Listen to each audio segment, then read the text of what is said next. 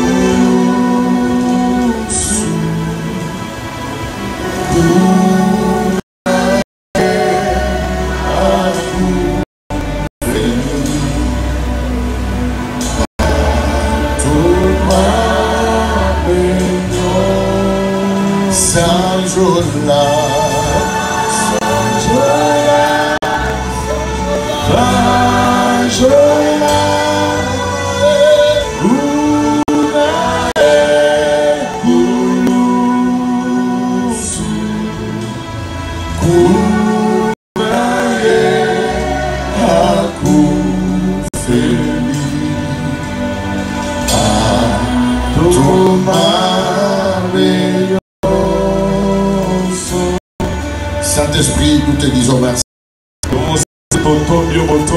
Merci pour ton amour. Merci pour ta grâce.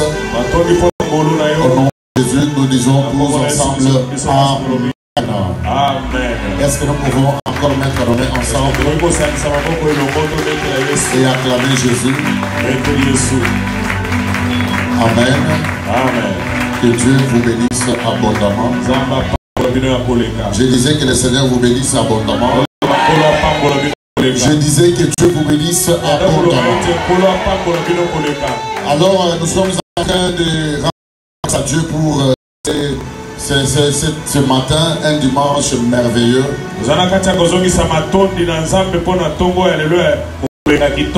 Dieu a voulu que nous soyons encore là. J'ai toujours, je voulais toujours dire cet après-midi. Dieu a voulu que nous soyons encore là ce soir. Nous bénissons Dieu pour son amour envers nous, lui qui nous a soutenus pendant 14 jours de temps. Alors nous sommes en train de donner aussi quelques lignes qui doivent réellement nous aider à bien conquérir notre terre.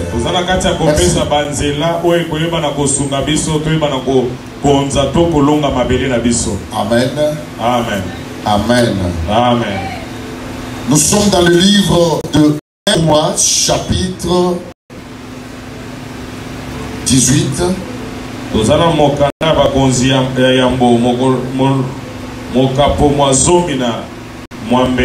nous tenir debout pour honorer la constitution divine. Nous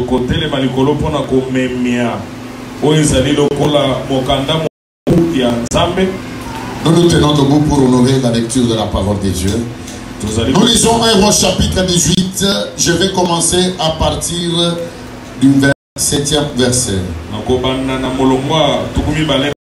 À midi, Élie se moqua de dit, criait à haute voix, puisqu'il est Dieu. Il pensait à quelque chose, où il est couché, où il est en voyage, peut-être qu'il dort, et il se réveillera.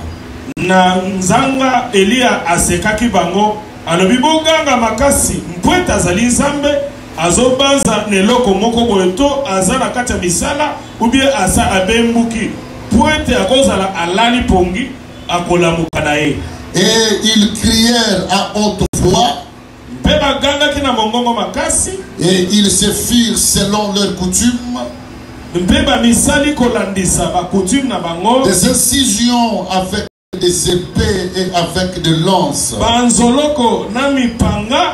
jusqu'à ce que le sang coulait sur eux. Lorsque midi fut passé, ils prophétisèrent jusqu'au moment de présentation de l'offrande, mais il n'y eut ni voix, ni réponse, ni signe d'attention.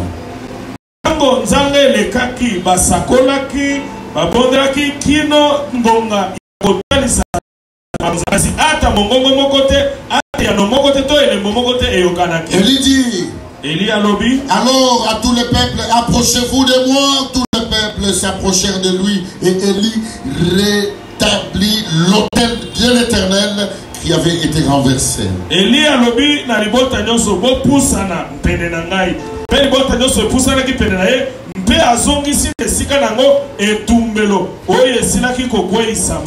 Il prit 12 pierres d'après le nombre de 12 tribus ou 12, après le nombre des tribus des fils de Jacob, à quel l'Éternel avait dit, Israël sera ton nom. C'est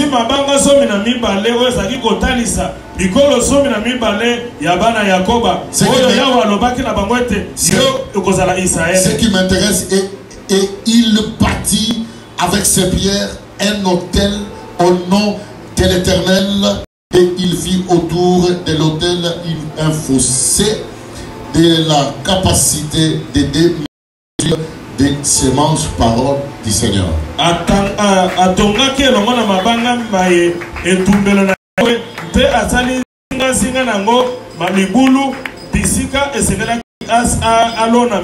Nous lisons encore Josué chapitre 1er, le 10e verset. Josué chapitre 1er, le 10e verset, nous lisons au nom de Jésus-Christ. Josué donnant cet ordre aux officiers du peuple. Parcourez les camps et voici ce que vous commanderez au peuple.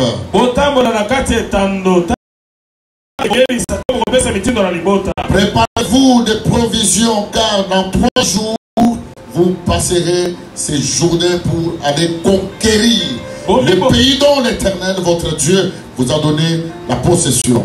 Parole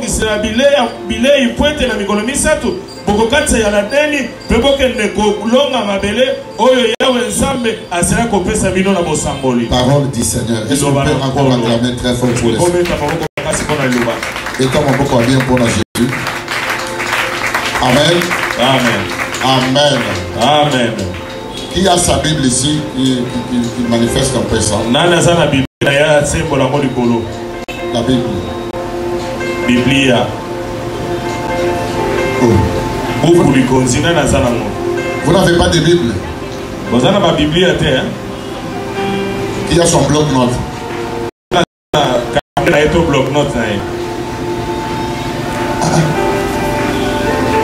Maintenant, vous êtes...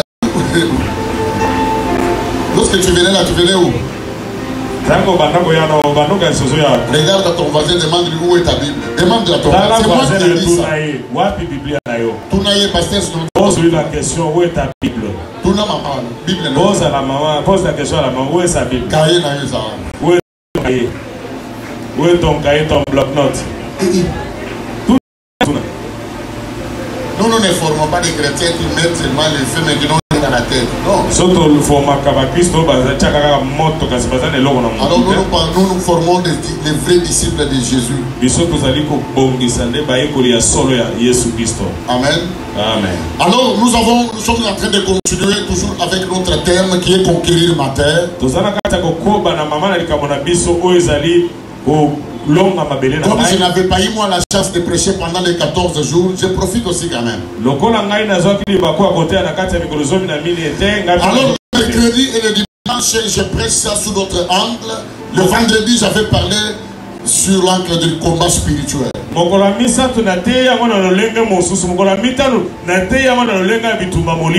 Vendredi, j'avais parlé sur les hôtels qui nous empêche de conquérir notre terre. C'était formidable. Alors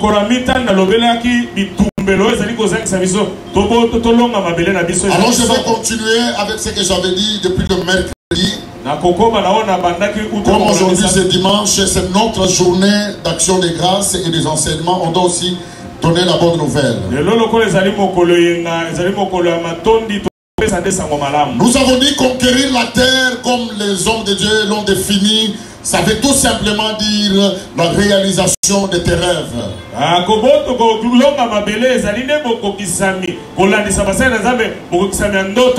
Lorsque tes rêves se réalisent, c'est pour toi conquérir la terre. Conquérir la terre veut tout simplement encore dire, lorsque les promesses de Dieu se réalisent dans ta vie, c'est ça conquérir la terre.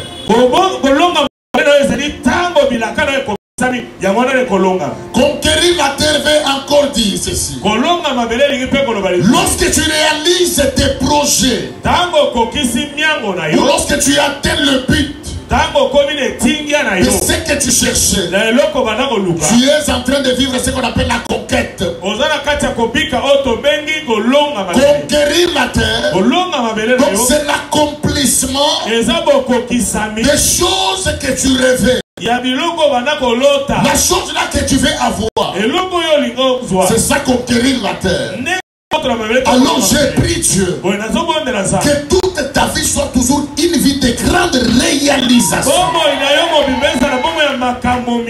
Vous savez pourquoi?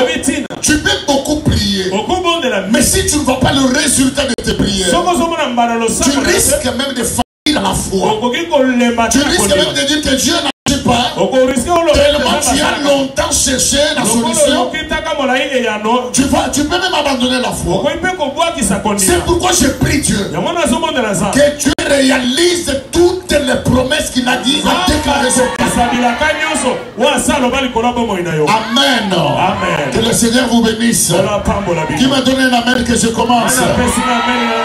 Alors j'avais dit depuis le mercredi, pour conquérir la terre, il y a des choses que tu dois faire, il y a des principes que tu dois connaître, il y a des choses que tu dois mettre en valeur. Et ce sont ces choses-là que tu découvriras, qui fera que tu puisses toi voir ou poser certaines choses que tes amis ou que d'autres personnes n'ont pas eu la chance de voir.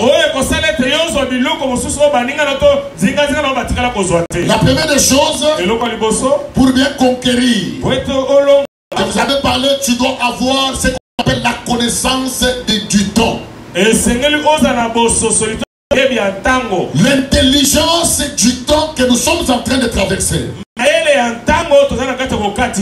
Vous savez dans la vie, lorsque quelque chose se fait arriver, l'homme a toujours eu ce qu'on appelle le pressentiment. Lorsque quelque chose de mal fait arriver quelqu'un, quelqu'un peut sentir ça. C'est comme ça aussi lorsque la bénédiction va arriver à quelqu'un. Quelqu'un peut sentir un vent nouveau. Le vendredi, pendant qu'on priait ici, on a chassé l'esprit des morts. Une sœur était délivrée ici par Dieu. Elle m'a dit que d'ailleurs, depuis hier, j'étais en train de dire au revoir à mes enfants. Je sentais que je suis en train de mourir.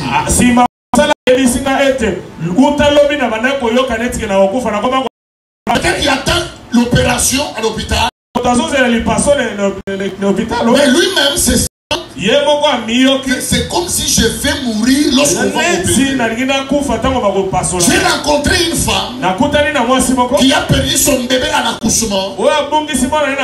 Elle-même, avant d'aller accoucher, elle-même se disait, dès que je pars, c'est comme si je vais mourir, ou bien c'est l'enfant qui va mourir.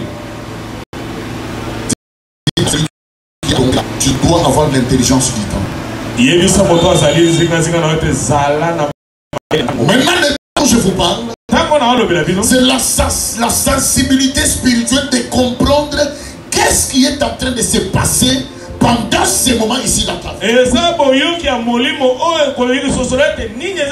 Dieu nous a dit ici à la cité des prières que nous allons construire. Nous ici là, nous aurons des millionnaires. Nous ici là, cet endroit c'est un endroit de dépôt. Alors quelle est notre pensée vis-à-vis de ce que Dieu est en train de nous parler? Si ton esprit n'est pas dans ce que nous sommes en train de vivre, tu passeras à côté de la bénédiction. Parce que lorsque nous prions, il y a des bénédictions qui sont libérées ici. Malgré nous prions tous, mais nous ne serons pas tous bénis de la même manière. Tout dépendra de la disponibilité de tout un chacun de nous. Et au-delà de ça, c'est la grâce de Dieu. Parce que Dieu fera grâce à qui il veut.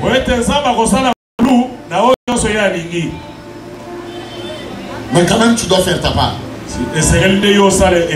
La première part, c'est de comprendre d'abord, tu es pendant ces temps ici, qu'est-ce qu'il fait de toi? J'aimerais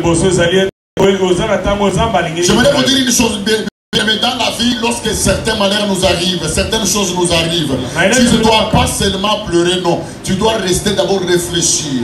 Pourquoi ça? Est-ce que Dieu ne serait pas en train de me donner un enseignement? Est-ce que ce n'est pas un langage de Dieu? Maintenant, un homme ou une femme distraite, lui ne va rien comprendre, il va se retrouver seulement dans des problèmes. Mais s'il avait l'intelligence du temps, il pouvait réfléchir, mais pourquoi j'ai vu ça? Pourquoi telle personne m'a dit ça? Alors je comprends que si on a qu'un anzela, donc je ne vais pas partir. Combien de gens que Dieu a toujours parlé ici? Mais tellement qu'ils sont distraits, ils n'arrivent jamais à toucher les miracles. Parce qu'ils s'habituent avec les choses de Dieu. Lorsque nous parlons de l'intelligence du temps, c'est une capacité que Dieu doit te donner pour être sensible à certains mouvements spirituels. Lorsqu'on est sensible dans certaines choses, vous allez comprendre que vous n'allez pas forcer certaines choses. Quelqu'un qui veut commencer un commerce, il veut mettre son argent dans une affaire, mais il fait un rêve où il rencontre quelqu'un qui lui donne une information. Tellement que lui, sa tête est dans la récréation. Qu'est-ce qu'il va faire? Il va seulement aller comme un aveugle. Oh, la Bible dit ceci. Un peuple sans vision, c'est un peuple qui est voué à l'échec.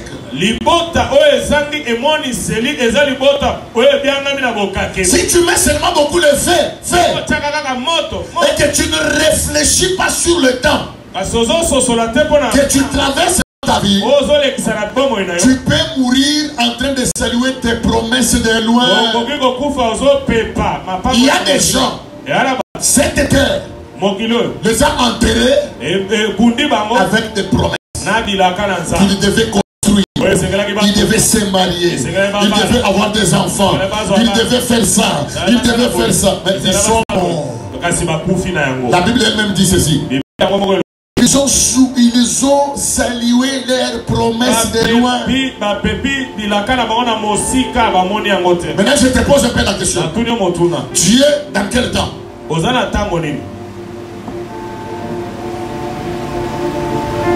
Est-ce que quelqu'un comprend ce que je dis? Tu es dans quel temps? À la cité de prière, j'ai compris que nous sommes pendant un temps où Dieu est en train de nous visiter.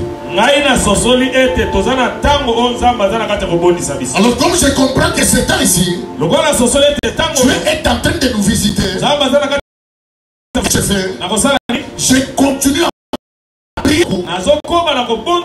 Avec les intercesseurs, tous au côté retraite. Tous ensemble, nous allons prier beaucoup. Nous allons faire des choses activer ce que Dieu a déjà commencé à faire. On ne peut pas être distrait. Je vous dis la vérité, il y a beaucoup de gens ici que Dieu va bénir. Ne sois pas distrait. Ça, ce sont des moments que tu ne peux pas t'absenter au parce que tu ne sais pas ce que Dieu peut faire. C'est seulement les jours où tu vas rester là.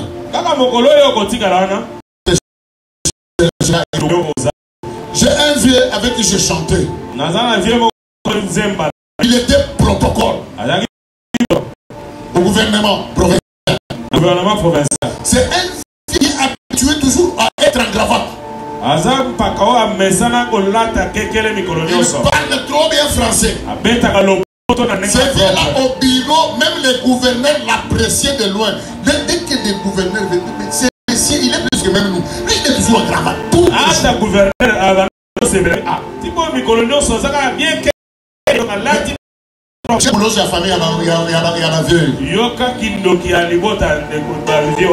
on a sanctionné le ministre par le gouverneur.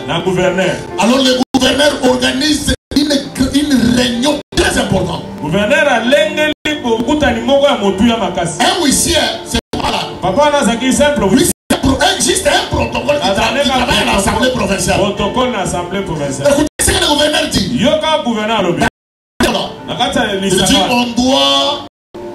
on doit mettre celui qui doit faire l'intérim, un ministre intérimaire. Il dit les gens ont donné quoi? On donne les noms par leur parti. Il dit non. Cherchez-moi les messieurs protocoles que je vois souvent ici en cravate. C'est un papa que je connais bien, on collabore bien, quelqu'un que je connais bien. Papa, monsieur Denis, tu es où? Ce jour-là, c'est un pasteur. Le pasteur est venu au bureau, là chez lui, à enfoncer à la ticket. Papa, il y a attention à la ticket. Il y a chemise à filet.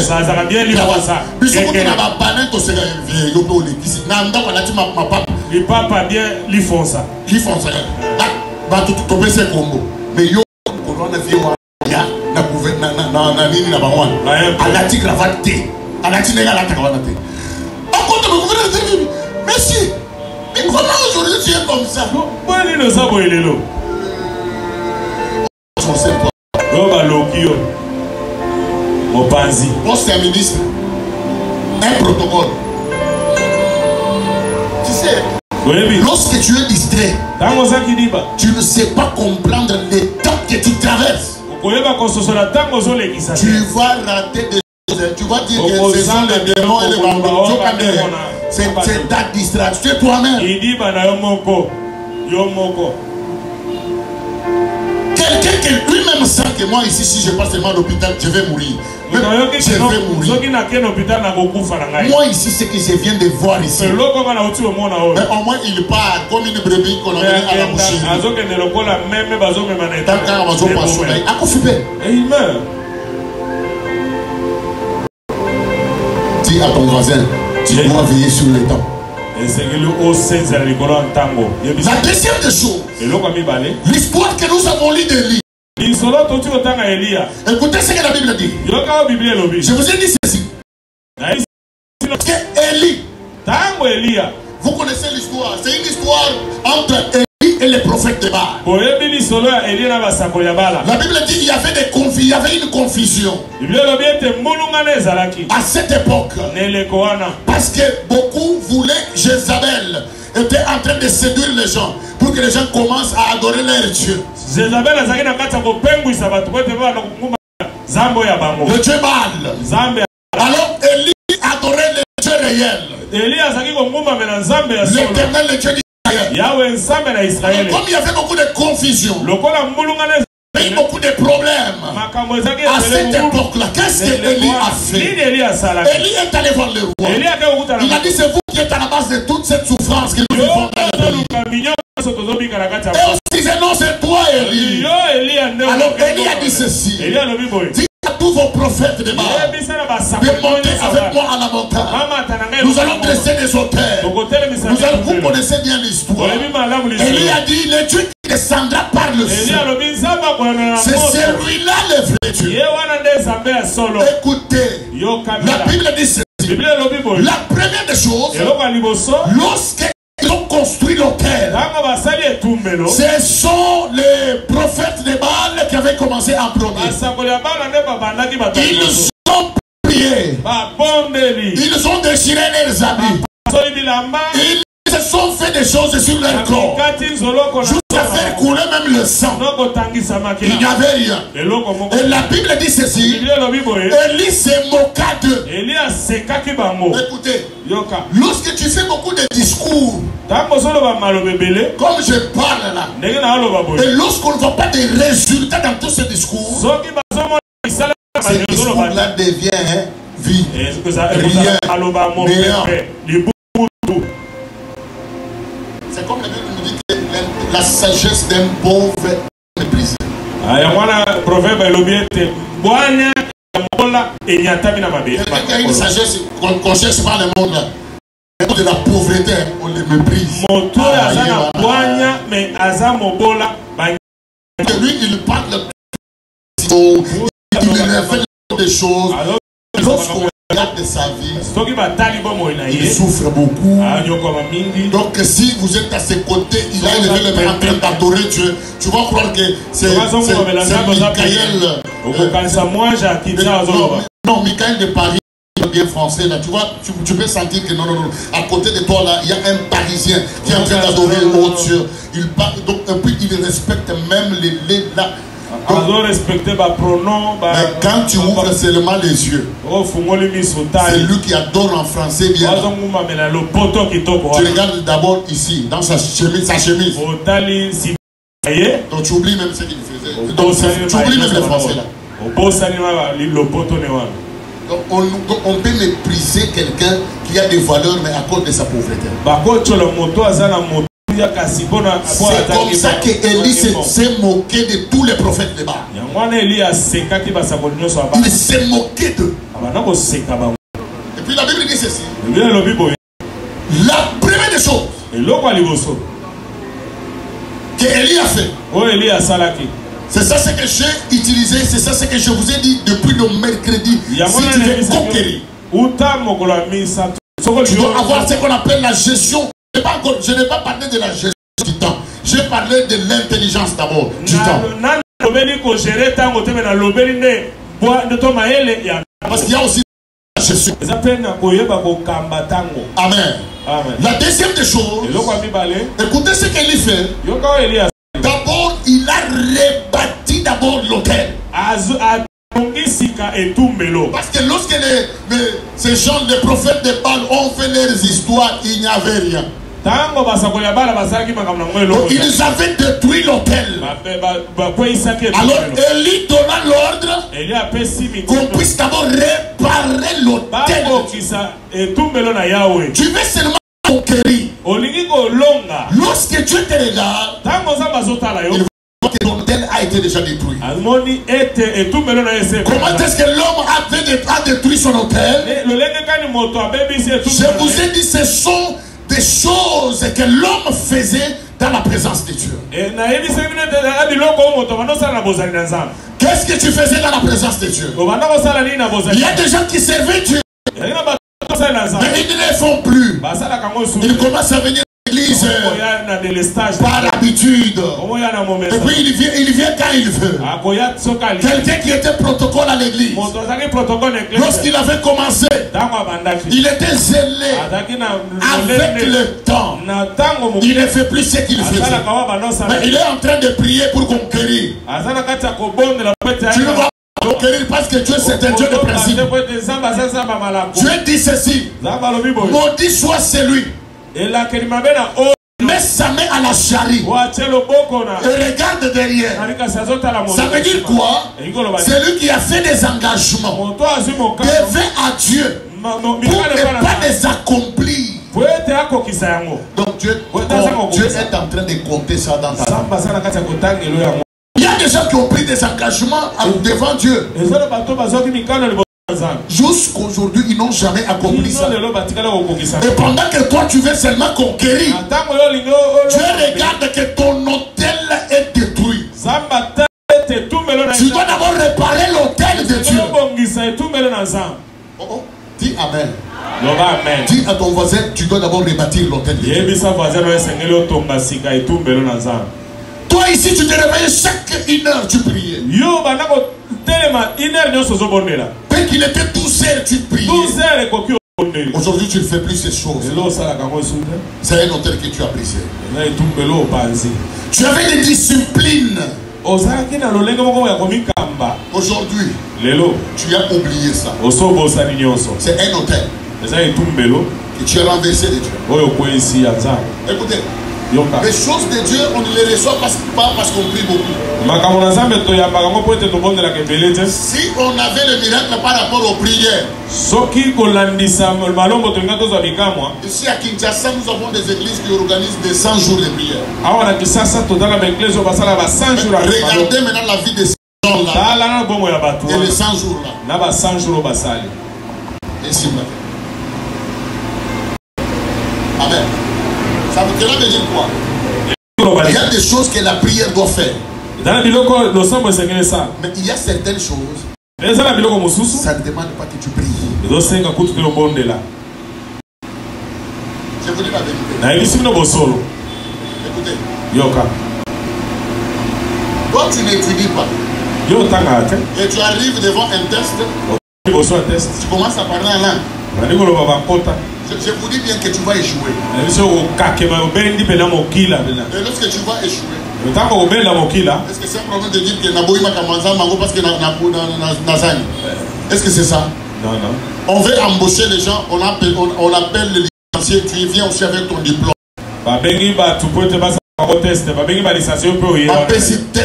On donne un test. J'ai un papa sur qui j'ai pris un grand homme. Il a raté, il m'a dit ça la semaine passée, j'ai eu très mal. Il a raté 2 fois un emploi terrible, international. Il y a que par mois, il touche plus de 4 $500. Donc, chaque mois, il a raté le travail là. Demandez-moi pourquoi. Un grand monsieur a fait le premier test oral bien normal. Il le faisait en ligne. Normal. Deuxième test. Écrit normal. Il est médecin. Troisième test. Normal. Quatrième test. Le test d'anglais. Parce qu'on t'embauche, c'est dans une organisation internationale. Tu dois commencer à partir partout dans le monde. Bien aimé. Hello, mister. How are you? Hello, mister. What about you? Cette dame, je n'entendais absolument rien. La personne qui vous testait, hello? Do you understand? Hello? You understand me? Hello? I can speak in a word. I speak again. Do you understand me? Papa, atikali ba. Il est redé.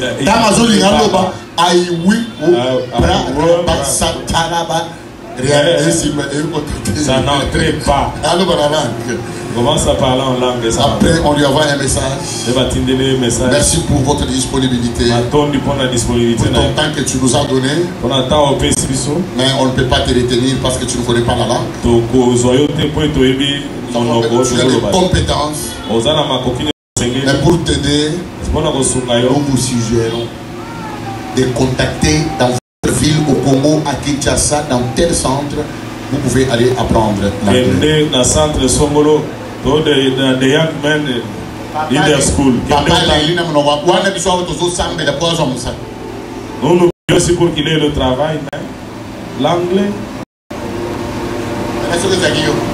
C'était toi.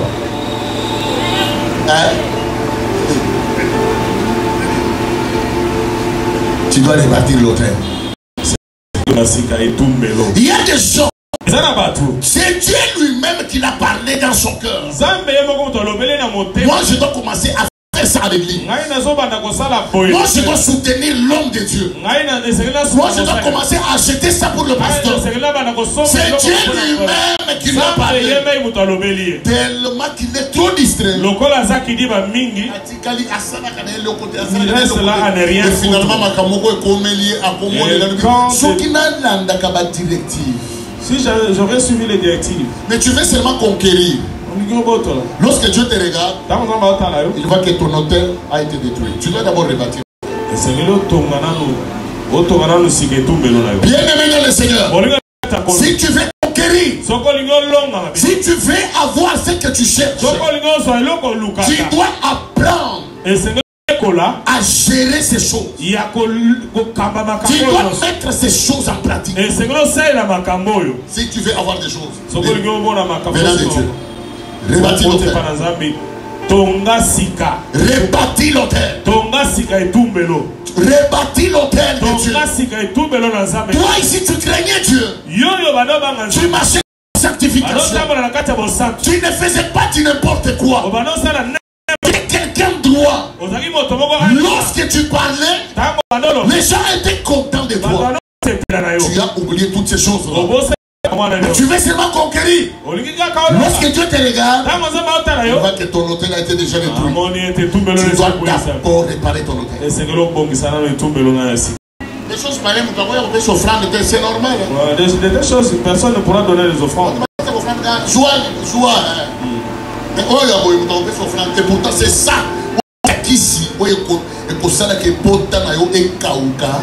Amen. Écoutez ce que la Bible dit. Lorsque quelqu'un vient avec son offrande devant l'autel, et dès qu'il se rappelle qu'il a un problème avec son frère ou sa soeur, qu'il ne se précipite pas seulement d'offrir, qu'il dépose d'abord son offrande, qu'il aille d'abord arranger avec son frère, et par après il viendra prendre son offrande et le mettre. C'est ça réparer l'autel. Mais toi tu veux seulement déjà mettre quelque chose sur l'autel pendant que cet autel là est détruit. C'est pourquoi beaucoup de gens ne sont pas bénis.